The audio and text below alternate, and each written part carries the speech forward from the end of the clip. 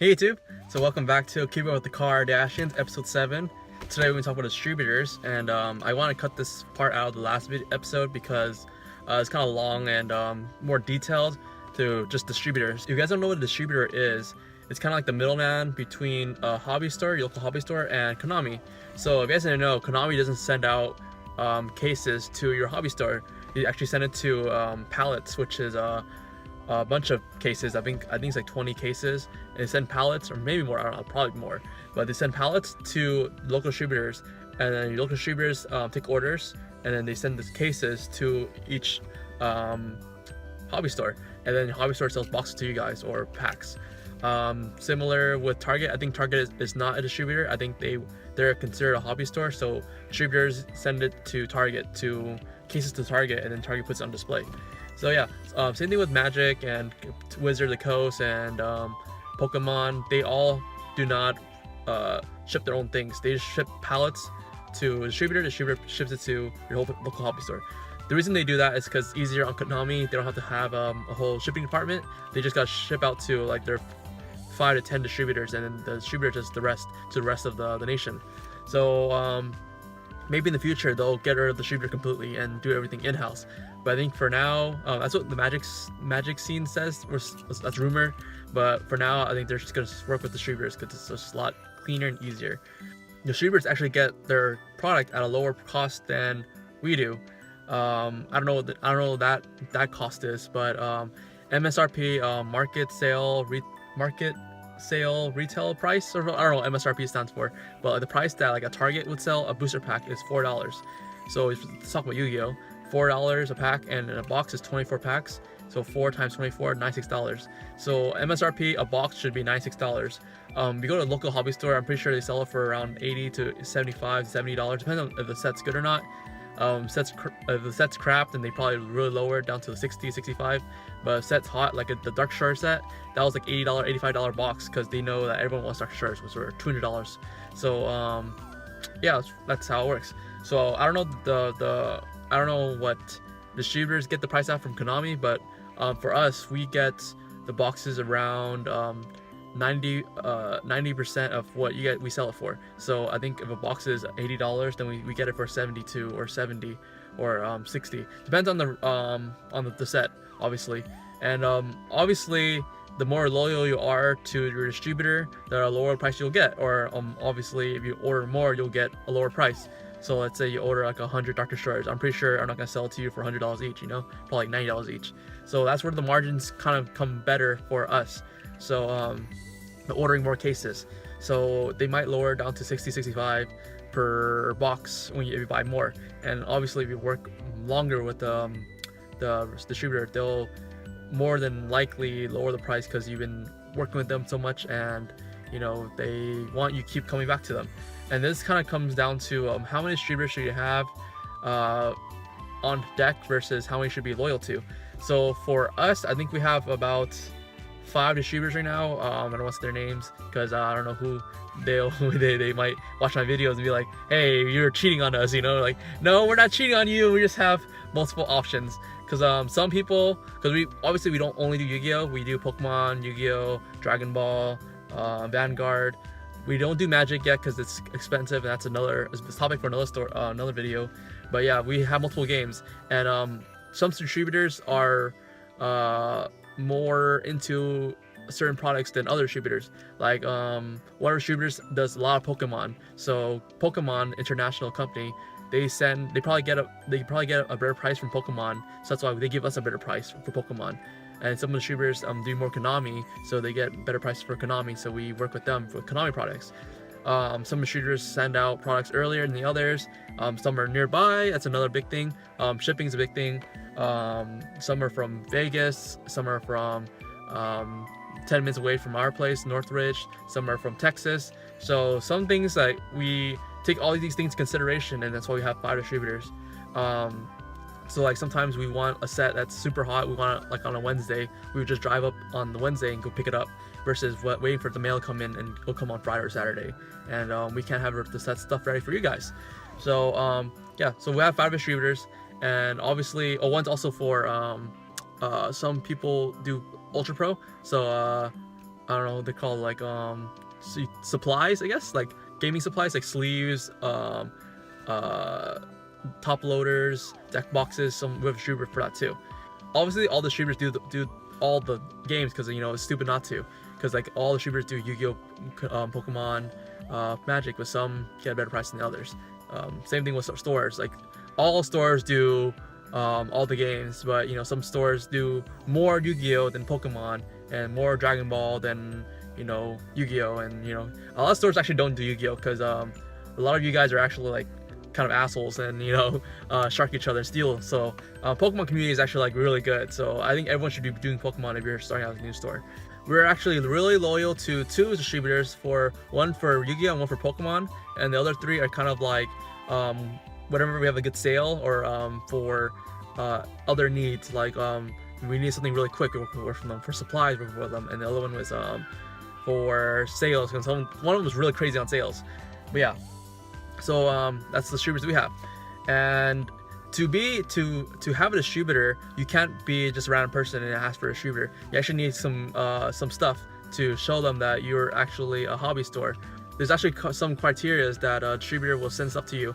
It's gonna be, I think it's about 5 things. It's a DBA, which is do business as. It's like your name. So ours is ProjectCCG. It's a form you fill out with the state. You need an EIN, which is your employee identification number, or you fill that out with the IRS. That's your tax number. So when they sell something to you, they say that, oh, the sales tax goes to you guys. And then you need a business license, which is you get it with your city, and you need a sales permit, which I think you get it with the city or you get it with the state. I don't know, not too sure. This is for California, obviously, because I don't know how it works for other states. Maybe it's different for Texas, because some states don't have sales tax. So yeah, and then you need brick and mortar. So this is actually the big one. You cannot be a distributor. You cannot work as a distributor if you're working at your own house. Like if you're doing all e-commerce, like if you're only working on Amazon or eBay or TCG Player, you cannot have a distributor unless you have brick and mortar. You do not need to have a play area, you just need to be brick and mortar. So you can be a warehouse. For hobby stores to get OTS, you cannot have just be a warehouse. You have to have a play area. So we'll talk about that in the OTS video. But yeah, you need to be brick and mortar, and they require pictures of the outside, your sign, and I believe your front area, or like the inside, like just general, you having like stuff inside, like a product already. And yeah, that's pretty much it. And you send that stuff, send the paperwork over to your distributor along with some other questionnaires. Some distributors have more questions than others. Pretty much like it's pretty straightforward questions, like what are you be selling? Are you guys working? Are you guys selling to any other people? What product are you looking to buy from us? Stuff like that. It's pretty straightforward questions. The main one that they're concerned about is, will you be selling to other people? The thing about that is, because for tax reasons, a lot of people kind of cheat on their taxes, is that let's say you buy 5 cases, right? But all 5 cases aren't for you. Only 3 of them are for you, and the other 2 are for another hobby store or a e-commerce that cannot work with a distributor, and you sell these 2 cases to someone else. And then so in reality, tax reasons, all 5 you count the taxes, and these 2 are someone else. So you can get in trouble for that, because technically these 2 are not supposed to get it. They're not supposed to get these type prices that you are, because you're a brick and mortar. So it's kind of like same thing with OTS packs. You shouldn't be selling OTS packs to other places. You should only have it for your store. So similar to Konami, how they get mad at people that sell OTS packs to the public, same thing with distributors. They can get in trouble for that, because for tax reasons, obviously. So yeah, that's kind of a ethical thing that you kind of make sure that you sign, saying like, oh yeah, I will not sell to someone that's not allowed to sell to other people. But yeah, that's the thing. And I think that's it. You send it in, and they come back saying yes, they will work with you, or they require more information, and that's pretty much it. For our local distributors, it's really good to go by there and meet them in person and shake their hands. I know Johnny went to one of our distributors, and she was like really sweet to us. She gave us some the 2-player mats, and the reason they gave it for free, because they want to keep working with you, they want good relations, and they get it for free too, because Konami, when you order certain amount of things, they give you like posters and play mats, and they got it for free, and they don't play the game, so they just give it to it for free. and they know that we can use it to like, you know, sell or, you know, whatever. So it's good relationships. So let's go back 2 years ago when we were working at Johnny's house. So how that worked was because we aren't supposed to get distributors because we don't obviously aren't brick and mortar working at Johnny's house.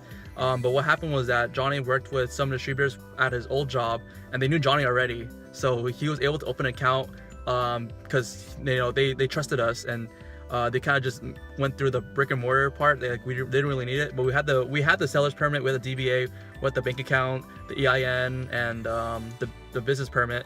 So we pretty much had everything but brick and mortar. So they're okay working with us. Like they trusted us that we weren't not gonna like break the rules and sell to other people and stuff like that. So that's how it worked for us. We had two distributors for the last 2 years, and then we just gained 3 more recently for other games because one of them is really prominent for Dragon Ball, and so that's why we picked up 3 more. And yeah, and it's really fortunate for us also that we're really close to Frankensons, and Frankensons they sell top loaders and supplies for cheap. So but now we have distributors, we can get it pretty cheap too. So when you get a distributor, pretty much everything's online now. Before, I think they sent catalogs out to people, and then you try and kind of check it out and you mail it back in. But now everything's online, so you kind of check the prices online, and then you just fill it out, and then you make the order. One of the things that is really weird is that the online price and the in-person price is different. So you actually don't know the price of things until you go there and pick it up.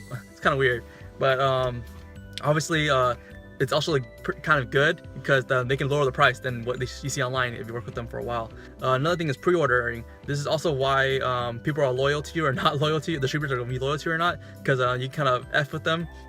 Because pre-orders, how it works is that, let's say Konami announce a set coming out 3 months from now, right?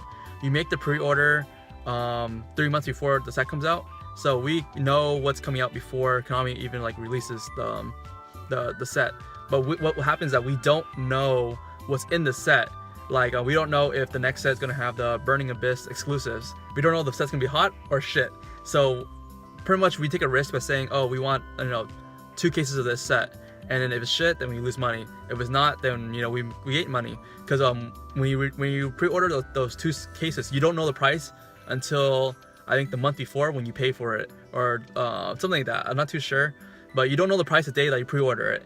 And then the price kind of fluctuates between how hot the set is. So it can go up to it can go plus minus like $10, So it's kind of relative to your budget. So yeah, I know that people that ordered the Dark Destroyer set, that ordered a lot of cases of that set, they came up because the Dark Destroyer was $200, so they came up. And then for sneak peeks, I believe Konami is the only one that works with the shop directly for sneak peeks. I think they also work shops for OTS. I'm pretty sure about that, but I know for sure Pokemon and all Bushiroad's games, you get the sneak peek through the distributor. I'm guessing that you show the distributor that you're actually part of the Pokemon and Bushiroad, and then they send out the sneak peek to you. So yeah, that's pretty much it. I think I covered everything. If you have any questions, comment down below, and I'll see you in the next one, YouTube. Bye.